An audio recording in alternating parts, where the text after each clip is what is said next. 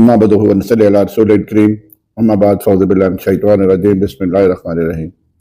क़ादिर हज़रात, आपका host Gohar Sarfaraz Qureshi news rider से आपकी खिदमत में हाजिर है और सलाम अर्ज़ करता है। आज मेरी तबीयत ठीक नहीं थी। गुज़श्ता चंद दिन से ये फ्लू की तकलीफ है, गला ख़राब है, बड़ा सख्त बुखार भी है, लेकिन और मैंने वीडियो बनाने भी नहीं थी अगर ये आदिल बदई का केस ना हो जाता। आदिल बदई के केस पे बात करूंगा, इलेक्शन कमीशन की मेलाफेडी पे बात करूंगा, इलेक्शन कमीशन के जानबदार रवैये पे बात करूंगा और आपको बताऊंगा कि सुप्रीम कोर्ट में आदिल बदई के केस में क्या बना। फैसल वाडा कह रहा है कि इमरान खान और फैज हमीद को सजाए मौत का खतरा है, उसके बात करूंगा। और मिलिट्री कोर्ट ट्रायल का आजकल रोजाना की बुनियाद पे हो रहा है।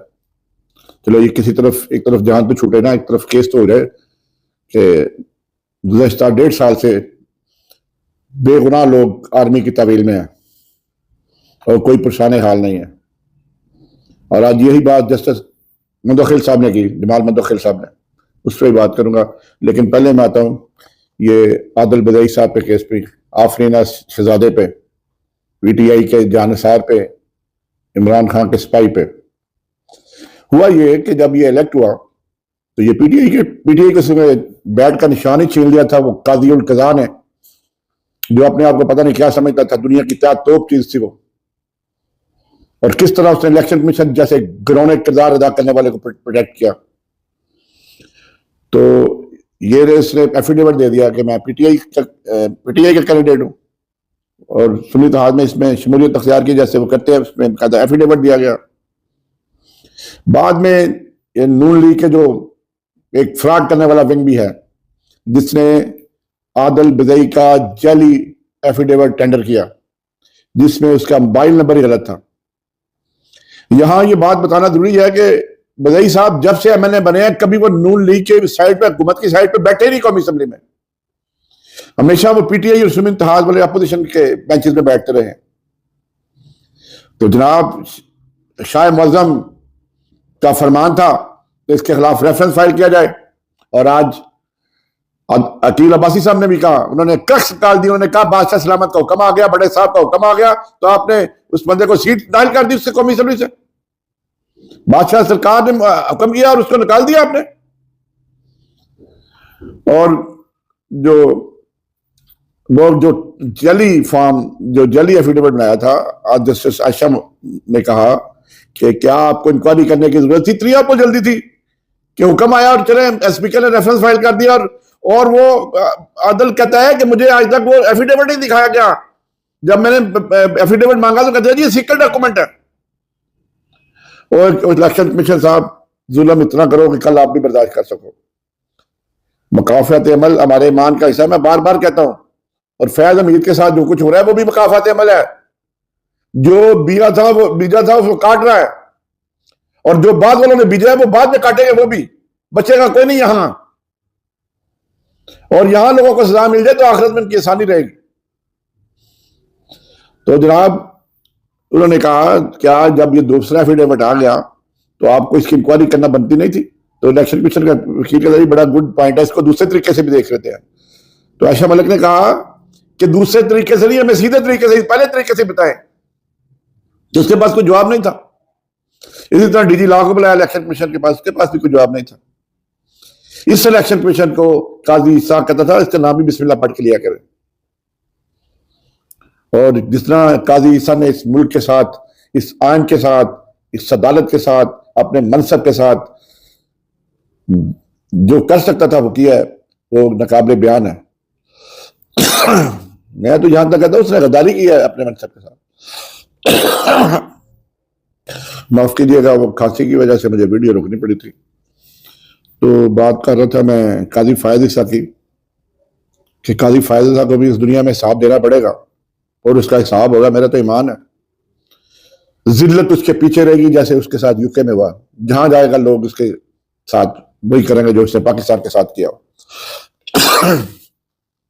तो आज मुख्तसर बात यह है कि जस्टिस मंसूर अली शाह साहब ने आर्डर लिखवा दिया, आदिल बदई की अपील मंजूर कर ली और मुख्तसर आर्डर में उसका reason to be recorded later اب اللہ کرے ریزن میں وہ الیکشن کمیشن کی طرح تحس نحس کر دے جو اس نے جس طرح کا الیکشن کروایا, جس طرح کی فارم 47 کی گورنمنٹ آئی ہے, جس طرح سے معاف کیجیے جس طرح سے اس ملک کے ساتھ اس نے کھلواڑ کیا. دوسری بات میری کھانسی بہت شدید ہو رہی ہے, میں مقصد کر رہا ہوں ویڈیو. ملٹری کیسز میں کیسز چلانے کے متعلق جس طرح جمان مندو کھیل نے بڑے سخت ریمارکس دیے. انہوں نے کہا کہ اگر ایک بار محک بہادرات میں ملازم ہے تو وہ محک بہادرات کے قانون کے مطابق اس پہ کاروائی ہوگی نا. ڈسپلنری ایکشن کی بات ہو رہی تھی تو آرمی والے قانون کے تحت کاروائی ہوگی. اسی طرح پوسٹ آفس والا ہے تو اس کے خلاف جو یہ رولز ہیں یا جو پوسٹ آفس سے اپنے رولز بنائے ہوئے ہیں اس کے تحت کاروائی ہوگی. آرمی ایکٹ کے تحت ہر بندے کے خلاف کاروائی تو نہیں ہو سکتی. تو آج بڑے جو ہے بڑے دبانگ قسم کے ریمارکس دیے بندو کھیل صاحب نے.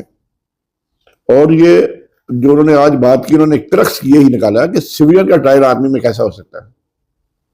اور آپ نے تو کور کمانڈر ہے اس کو انسٹالیشن ڈکلیئر کر دیا. خواجہ عارض صاحب اسوہ مقبول طویل دلائل دے رہے ہیں, ان کی ایک لمبی داستان ہے طویل دلائل دے رہے ہیں کہ وہ آج بھی پورا دن لیا انہوں نے, کل بھی پورا دن لے گا. وہ کتابیں پڑھتا رہتا ہے, 30 پڑھتا رہتا ہے, پڑھ کے سناتا رہتا ہے. ٹائم گیم کا بیسیکلی تو ٹائم انہوں نے گین کرنا نا. تو یہ تو کانسٹیٹیوشن بینچ اگر یہ کر دے گا تو اس کی نیک نمی میں اضافہ ہوگا. جو کویسچن پہ اٹھ رہے ہیں وہ تھوڑے سے کم ہو جائیں گے. دوسری بات میں کرنا چاہتا ہوں فیصل ووڈا, اس کے متعلق وہ آج کہہ رہا تھا کہ فیض حمید دعا کریں کہ فیض حمید اور عمران خان کو پھانسی نہ ہو جائے. ایک تو مجھے دکھ ہے عمران خان مرد شناس بندہ نہیں ہے کہ کیسے کیسے اس نے نسلیں پال کے رکھی ہوئی تھی, اور اس کو تو بشرمی اور ڈٹائی ہے جو انسان فراموش بندہ ہوتا ہے. نسری اور نسری کا پتہ ہی اس وقت چلتا ہے جب برا وقت اس کسی پہ آیا. تو اس سے زیادہ میں کہنا نہیں کچھ چاہتا. اللہ تعالیٰ غفور رحیم ہے اور وہ جبار بھی ہے, قہار بھی ہے, متکبر بھی ہے. تو یہ جو پھانسیاں لگانے والے کی بات کر رہا ہے وہ کس کے کہنے پہ کہہ رہا ہے اور کس وقت کہہ رہا ہے. آج 80s کا دور نہیں ہے کہ آپ بھٹو کو پھانسی دے دو گے. وڈا صاحب یہ کوشش تو کریں, آپ یہ کوشش کریں عمران خان کو پھانسی دینے کی, پھر دیکھیں کیا ہوتا ہے دنیا میں, کیا پاکستان کی صحت رہ جاتی ہے اور کس طرح پھر یہ آپ اس کو امپلیمنٹ کیسے کرو گے یہ بھی دیکھو. پھر میں کہتا ہوں کہ سدا حکمرانی خدا تعالیٰ کی ذات کی ہے اور قرارداد مقاصد جو ہے ہمارے کانسٹیٹیوشن کا پریمبل ہے. تو جب ایسے کردار اس ملک میں آئیں گے تو پھر ایسی باتیں کریں گے. اور انہوں نے کیا کرنا ہے یہ جو کر رہے ہیں جی سیاست میں حصہ لیا, تو کیا سیاست میں حصہ لینا ختم ہو گیا ایسٹیبلشمنٹ کا؟ کیا کوئی سیاست میں حصہ نہیں لے رہا؟ 9 فروری کا رات کیا ہوا تھا کس کو نہیں پتا, کس نے کیا تھا کس کو نہیں پتا. تو آج ٹھیک ہے, آج آپ کی باری ہے, آپ کو اللہ تعالیٰ نے دی ہوئی ہے, آپ کی لگام انہوں نے اللہ تعالیٰ نے ڈیڈی کی ہوئی ہے, جو مرضی کریں. کل کسی اور کی آ جائے گی, کیونکہ یہ تو نہیں ہو سکتا کہ ایک ہی مدعا بیٹھا رہے. یہاں سے آؤٹ بھی رہ کے گیا, یہاں مشرف بھی رہ کے گیا, یہاں باجوہ بھی رہ کے گیا, یہ کیانی صاحب بھی یہاں رہ کے گیا. لوگ آتے ہیں, اللہ تعالیٰ جتنا ان کو ٹائم دیتا ہے اس پہ وہ حکومت کرتے ہیں, پھر چلے جاتے ہیں. تو یہ بڑے خواجہ آپ کو بتانے کی بات میں معذرت رہتا ہوں, اس میں بار بار کھانسی آ جاتی تھی, اس لیے میں سب پروگرام بھی مختصر کر رہا ہوں. مجھے دے اجازت, دعا میں یاد رکھیں, جو دنیا کا خیال رکھیں. اللہ تعالیٰ آپ کا حامی و ناصر ہو. السلام علیکم ورحمۃ اللہ وبرکاتہ.